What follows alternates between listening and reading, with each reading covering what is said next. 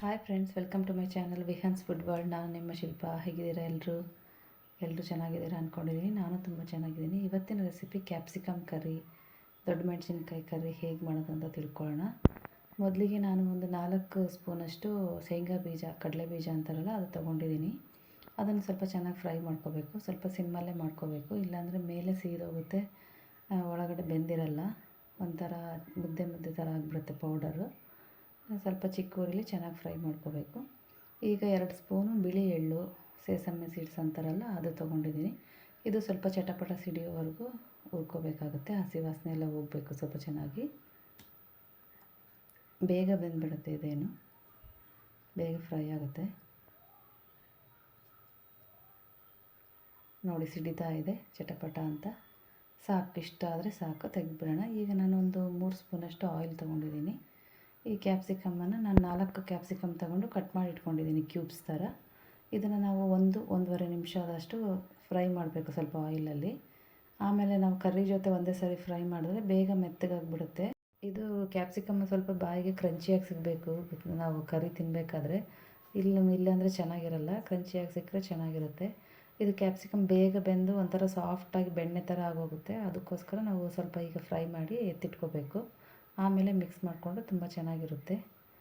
ಇದು ಡಾಬಾ ಮತ್ತು ರೆಸ್ಟೋರೆಂಟ್ ಸ್ಟೈಲಲ್ಲಿ ನಾವೀಗ ಮಾಡ್ತಾ ಇರೋದು. ತುಂಬ ಟೇಸ್ಟಿಯಾಗಿರುತ್ತೆ. ಬಟರ್ ನಾನು, ರೋಟೀಸು, ಚಪಾತಿ, ಪುಲ್ಕ, ದೋಸೆ ಎಲ್ಲದಕ್ಕೂ ಸೂಪರಾಗಿರುತ್ತೆ ಈ ಕರಿ. ಈ ಡಾಬಾಗಳಲ್ಲಿ ಈಗ ನೋಡಿ ತೆಗ್ದಿದ್ದೀನಿ ನಾನು. ಕ್ಯಾಪ್ಸಿಕಮ್ ತೆಗೆದು ಅದೇ ಕಡಾಯಿಗೆ ಇನ್ನೊಂದು 2 ಸ್ಪೂನ್ ಎಣ್ಣೆ ಹಾಕಿದ್ದೀನಿ. ಒಂದು ಅರ್ಧ ಸ್ಪೂನಷ್ಟು ಜೀರಿಗೆ ಹಾಕ್ತಾಯಿದ್ದೀನಿ. ಜೀರಿಗೆ ಸ್ವಲ್ಪ ಚಟಪಟ ಸಿಡಿಬೇಕು. ಈಗ ಈರುಳ್ಳಿ ಹಾಕ್ತಾಯಿದ್ದೀನಿ ನಾನು. ಈರುಳ್ಳಿ, ಒಂದು ಹಸಿಮೆಣ್ಸಿನ್ಕಾಯಿ ಕಟ್ ಮಾಡಿ ಹಾಕಿದ್ದೀನಿ. ಬೇಡ ಅಂದರೆ ಹಸಿಮೆಣ್ಸಿನ್ಕಾಯಿ ಸ್ಕಿಪ್ ಮಾಡ್ಕೋಬೋದು. ಸ್ವಲ್ಪ ಉಪ್ಪು ಹಾಕಿದ್ದೀನಿ. ಈರುಳ್ಳಿ ಬೇಗ ಕಲರ್ ಚೇಂಜ್ ಆಗುತ್ತೆ. ಇನ್ನೇನು ಚೇಂಜ್ ಆಗ್ತಾಯಿದೆ ಈರುಳ್ಳಿ ಕಲರು. ಸ್ವಲ್ಪ ರೆಸ್ಟೋರೆಂಟ್ಸಲ್ಲಂದರೆ ಸ್ಪೈಸಿನೆಸ್ ಕಡಿಮೆ ಇರುತ್ತೆ. ಡಾಬಾಗಳಲ್ಲಂದರೆ ಸ್ವಲ್ಪ ಸ್ಪೈಸಿಯಾಗಿರುತ್ತೆ. ಸ್ಪೈಸಿನೆಸ್ ನಿಮ್ಮ ಅನುಕೂಲಕ್ಕೆ ತಕ್ಕ ಹಾಗೆ ನೀವು ನೋಡ್ಕೊಂಡು ಹಾಕ್ಕೊಳ್ಳಿ. ನೋಡಿ, ಈರುಳ್ಳಿ ಕಲರ್ ಚೇಂಜ್ ಆಗಿದೆ. ಈಗ ನಾವು ಟೊಮೊಟೊ ಹಾಕ್ಕೊಳ್ಳೋಣ. ಟೊಮೊಟೊ ಸ್ವಲ್ಪ ಸಾಫ್ಟ್ ಆಗೋವರೆಗೂ ಬೇಯಿಸಬೇಕು.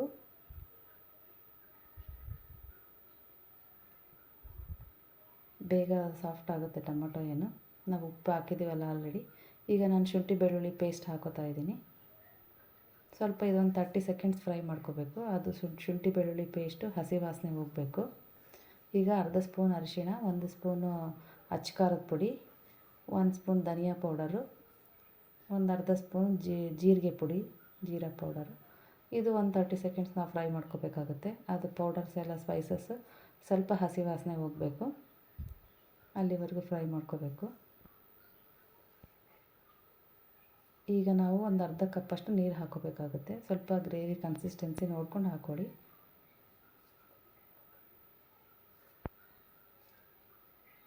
ಒಂದು ದೊಡ್ಡ ಗ್ಲಾಸಲ್ಲಿ ಅರ್ಧ ಗ್ಲಾಸಷ್ಟು ನೀರು ಹಾಕೋಬೇಕಾಗುತ್ತೆ. ಸ್ವಲ್ಪ ನೀರಿದ್ರೂ ಪರವಾಗಿಲ್ಲ. ನಾವು ಅದು ಶೇಂಗಾ ಬೀಜ, ಎಳ್ಳೋದು ಪೌಡ್ರ್ ಮಾಡಿರ್ತೀವಲ್ಲ, ಆ ಪೌಡ್ರ್ ಹಾಕಿದಾಗ ಸ್ವಲ್ಪ ಕನ್ಸಿಸ್ಟೆನ್ಸಿ ತಿಕ್ಕಾಗಿ ಬರುತ್ತೆ. ಅರ್ಧ ಸ್ಪೂನ್ ನಾನು ಗರಂ ಮಸಾಲ ಹಾಕಿದ್ದೀನಿ. ಈಗ ಸ್ವಲ್ಪ ಕುದಿಯೋದಕ್ಕೆ ಬಿಟ್ಬಿಡಿ ಮುಚ್ಚಿಬಿಟ್ಟು. ಈಗ ನಾವು ಶೇಂಗಾ ಬೀಜ, ಎಳ್ಳು ಹುರ್ಕೊಂಡಿದ್ವಲ್ಲ, ಅದನ್ನು ಮಿಕ್ಸಿ ಮಾಡಿಟ್ಕೋಬೇಕು. ತುಂಬ ಸಾಫ್ಟಾಗಿ ಏನು ಪೌಡ್ರ್ ಮಾಡೋದು ಬೇಕಾಗಿಲ್ಲ. ಸ್ವಲ್ಪ ತರಿಯಾಗಿದ್ರೂ ಓಕೆ. ಈಗ ನೋಡಿ, ಚೆನ್ನಾಗಿ ಕುದೀತಾ ಇದೆ, ಎಣ್ಣೆ ಎಲ್ಲ ಬಿಟ್ಕೊಂಡಿದೆ. ಈಗ ನಾವು ಫ್ರೈ ಮಾಡಿಟ್ಕೊಂಡಿದ್ವಲ್ಲ ಫಸ್ಟೇ ಕ್ಯಾಪ್ಸಿಕಮ್ನ, ಆ ಕ್ಯಾಪ್ಸಿಕಮ್ನ ಇದಕ್ಕೆ ಆ್ಯಡ್ ಮಾಡಬೇಕು. ಸೇರಿಸ್ಕೊಂಡು ಚೆನ್ನಾಗಿ ಮಿಕ್ಸ್ ಮಾಡ್ಕೋಬೇಕು. ಆ ಮಸಾಲೆ, ಖಾರ ಎಲ್ಲ ಚೆನ್ನಾಗಿ ಹಿಡ್ಕೋಬೇಕು ಕ್ಯಾಪ್ಸಿಕಮ್ಮು. 1 ನಿಮಿಷ ಸ್ವಲ್ಪ ಹಂಗೆ ಫ್ರೈ ಮಾಡಬೇಕು. ಈಗ ನಾವು ಇನ್ನೊಂದು ಅರ್ಧ ಗ್ಲಾಸಷ್ಟು ನೀರು ಹಾಕೋಬೇಕಾಗುತ್ತೆ. ಸ್ವಲ್ಪ ಗ್ರೇವಿ ಬರಬೇಕಲ್ವ ನಮಗೆ. ಈಗ ಸ್ವಲ್ಪ ಡ್ರೈ ಥರ ಕಾಣಿಸ್ತಾ ಇದೆ.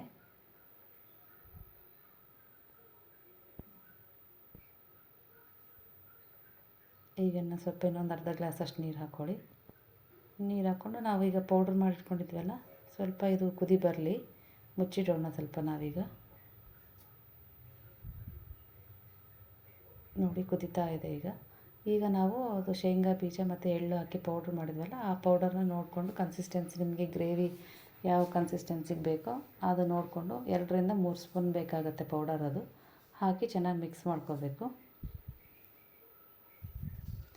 ನೀವು ಎಲ್ಲರೂ ಒಂದ್ಸರಿ ಟ್ರೈ ಮಾಡಿ ಫ್ರೆಂಡ್ಸ್, ಹೇಗೆ ಬಂತಂತ ನನಗೆ ಕಮೆಂಟ್ ಮಾಡಿ. ತುಂಬ ಟೇಸ್ಟಿಯಾಗಿರುತ್ತೆ. ಈ ಥರ ಒಂದ್ಸರಿ ಮಾಡಿ ನೋಡಿ. ದಯವಿಟ್ಟು ಎಲ್ಲರೂ ನನ್ನ ಚಾನಲ್ನ ಲೈಕ್ ಮಾಡಿ, ಶೇರ್ ಮಾಡಿ, ಸಬ್ಸ್ಕ್ರೈಬ್ ಮಾಡಿ, ಫ್ರೆಂಡ್ಸ್ ಆ್ಯಂಡ್ ಫ್ಯಾಮಿಲಿಗೆ ಸಜೆಸ್ಟ್ ಮಾಡಿ. ನಿಮ್ಮೆಲ್ಲರ ಸಪೋರ್ಟು ನನಗೆ ಬೇಕಂತ ತುಂಬ ಕೇಳ್ಕೊತಾ ಇದ್ದೀನಿ. ಇನ್ನೂ ತುಂಬ ಒಳ್ಳೆ ರೆಸಿಪೀಸ್ ಜೊತೆ ನಿಮ್ಮ ಮುಂದೆ ಬರ್ತೀನಿ. ಅಲ್ಲಿವರೆಗೂ ಎಲ್ಲರೂ ನಿಮ್ಮ ಆಶೀರ್ವಾದ ನನ್ನ ಮೇಲೆ ಇರಬೇಕು. ಎಲ್ಲರೂ ನಮ್ಮನ್ನು ಪ್ರೋತ್ಸಾಹಿಸಬೇಕು. Thanks for watching.